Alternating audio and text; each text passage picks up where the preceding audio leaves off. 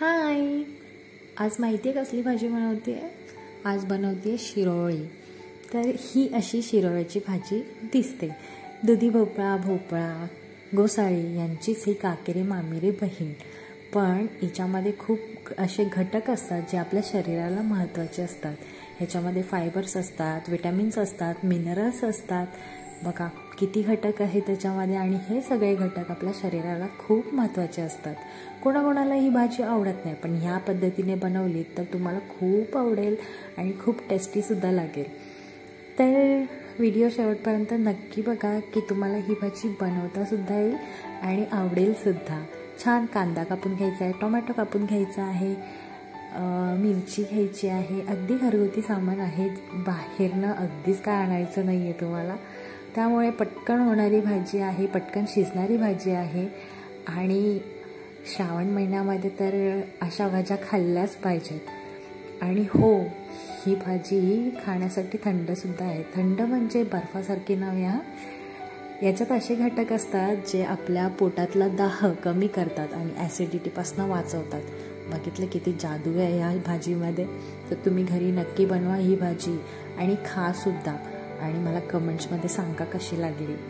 तर आता मी ह्याच्यामध्ये लसूण टाकलेला आहे, मिरची टाकली आहे आणि कांदा फ्राय करून घ्यायचा आहे. मीठ टाकून कांदा फ्राय करायचा आहे, जेणेकरून कांदा लवकर फ्राय होतो.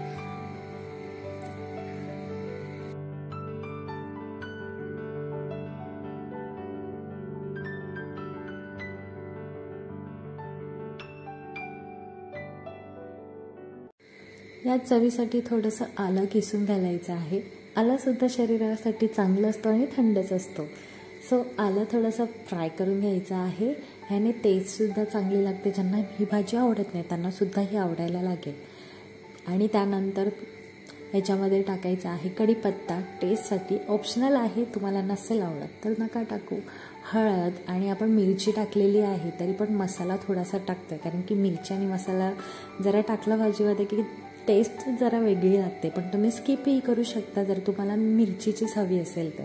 थोडंसं हिंग प्रत्येक भाज्यांमध्ये वापरा, कारण की ते पोटाला बाधत नाही. आणि टोमॅटो छान मस्त फ्राय करून घ्या मसाले, आणि त्यानंतर छान अशी भाजी धुवून आणि फोडणीला टाकायची आहे आणि फ्राय करून घ्यायची आहे. त्यानंतर झाकण ठेवायचं आहे, थोडीशी शिजवून घ्यायची आहे. शिजवल्यानंतर थोडीशी मीडियम शिजत आली की त्याच्यामध्ये शेंगदाण्याचं कूट टाकायचं आहे. शेंगदाण्याचं कूटसुद्धा ऑप्शनल आहे, पण शेंगदाण्याचं कूट टाका, छान लागते भाजी. तर शेंगदाण्याचं कूट टाकून घ्या. त्यानंतर थोडंसं स्टीम द्या. भाजी शिजली की छान सर्व करा. तुम्ही भाजी ही भाकरीबरोबर खाऊ शकता, वरण भाताबरोबर खाऊ शकता, दोन्हींबरोबर छान लागते आणि यम्मी लागते.